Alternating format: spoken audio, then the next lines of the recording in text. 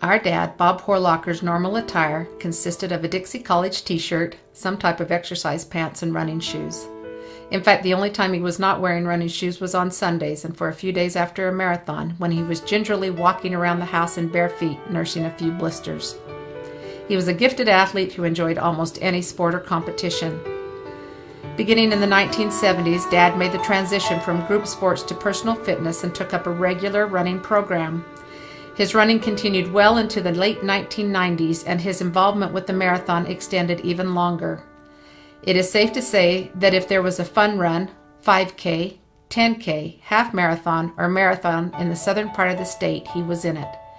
He himself organized the first Zions National Park Fun Run. He was a big supporter of the St. George Parks and Recreation and their races. As part of his coaching at Dixie College, he was a recruiter, and that carried over to his family and friends. His daughter Liz remembers a conversation with her dad that went something like this. "Hey, St. George Parks and Rec are sponsoring a turkey trot on Thanksgiving morning. Did you bring your kids home? How about a little run in the morning? It'll be fun." Dad was such a kind and awesome guy you couldn't tell him no, so you found yourself running the turkey trot the next morning. In July of 1977, Sherm Miller ran the Deseret News Marathon. He came home with the idea that they should start a St. George Marathon. Dad threw his support behind the idea 100%.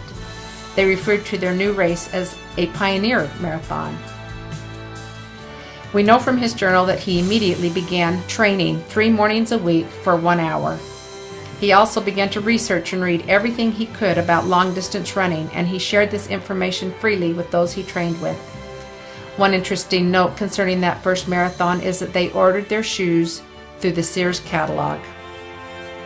As part of his training, although not planned, one of our favorite family stories about Dad's running took place on Halloween of 1979. Scott was 10 years old and had gone trick-or-treating with a friend when some older boys attacked them and took their candy. Scott was able to run home and report the event to Dad and Mom. Dad, of course, was wearing his running shoes, so he took off to catch the boys. He saw them about a block ahead, and when the boys saw him, they took off running. They ran for several blocks. As the boys began to wear down, Dad was just warming up. Finally, one of the boys gave up, but Dad kept running until he had caught both of them. One of the boys exclaimed, "I can't believe an old guy can run that far and that fast." He took them both by the collar back to the house where the police were waiting, and the candy was returned to its rightful owners. On the morning of the first marathon, with Mom driving, Dad and other runners loaded in the car to make the drive to 2 miles past the central turnoff where the marathon would begin. As they were leaving St. George, Dad saw a guy hitchhiking on the outskirts of town. He thought he might be a runner and asked Mom to stop. Mom did not want to stop, but Dad insisted. Sure enough, it was a doctor down from Salt Lake to run the marathon. They squeezed him into the car. It turned out he had run other marathons, so Dad took this chance to quiz him all the way to Central on how he would run the race, what he had eaten, what his times were, and how best they should run their first marathon.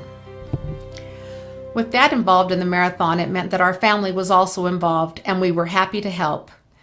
In their long training runs, Mom would drive the runners to different starting points and then would send Scott on the moped to find them midway through to provide water.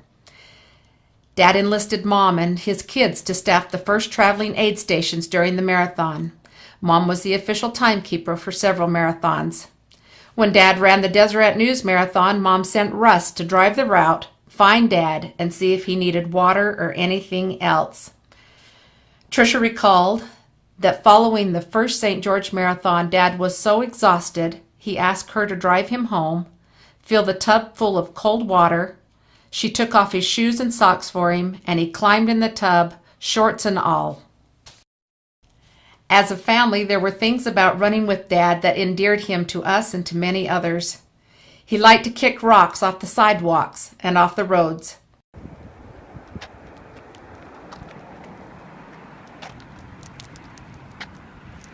He routinely picked up trash everywhere he ran.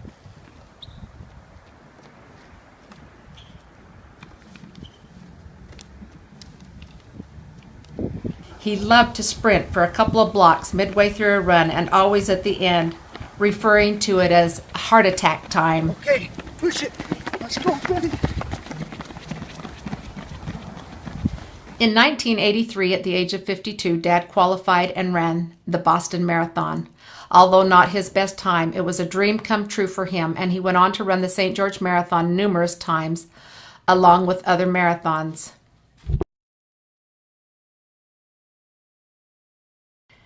He was disciplined and relentless in his training. Despite her best arguments, Chris recalled that Dad insisted that they run their scheduled 13 miles on August 2nd, her birthday, in 1987 as they trained for the St. George Marathon. 2 years later, in 1989, Tracy took up running with Dad. They ran 6 days a week, 6 miles a day. For Tracy, running with Dad was a great way to start each day. He was always positive, kind, and pushing her to be better in running and better in life. After Dad and Mom returned from an LDS mission, his involvement with the St. George Marathon continued by aiding struggling runners as they approached the finish line, which brings us to another favorite family story. In 2000, his granddaughter, Mickey Harris, ran the St. George Marathon. Struggling the last 6 miles with a sore knee, she was still determined to finish the race. As she approached the finish line, guess who she saw? Her Grandpa Horlacher standing near those pearly balloon gates. It immediately put a smile on her face. He would be so proud of her. She was sure he would begin hooting and hollering to see one of his own grandchildren nearing the finish line. She called out to him, yelling, "Grandpa! Grandpa!" But there was no response. Plan B. "Hey, Bob! Bob Horlacher." She slowed to a walk, still trying to get his attention, but it was too noisy for him to hear her and too crowded for him to see her. One more time she tried. "Bob Horlacher!" Not even an eyelash in her direction. Sadly, she had to accept that her grandpa was going to continue serving while she was going to continue hobbling to the finish line. Fast forward to 2011. Liz brought Dad to the marathon one last time to watch family members running. At this time, he had been stricken with Alzheimer's, and sadly, he did not recognize many of those he had grown to love. He couldn't remember any of the people that greeted him with a warm, "Hi, Coach," or "Hi, Bob." But looking at him that day, he was happy. You could see it on his face. He was really glad to be there, and he was smiling. He looked like he was right where he belonged, being part of the marathon year after year and only 25 yards from where Mickey had yelled, "Hey, Grandpa," 11 years earlier. This year we were running the marathon for our dad, our uncle, and our grandpa, Bob Horlacher. As the 31 family members cross the finish line, all of us will be thinking of him and his love for running and the St. George Marathon.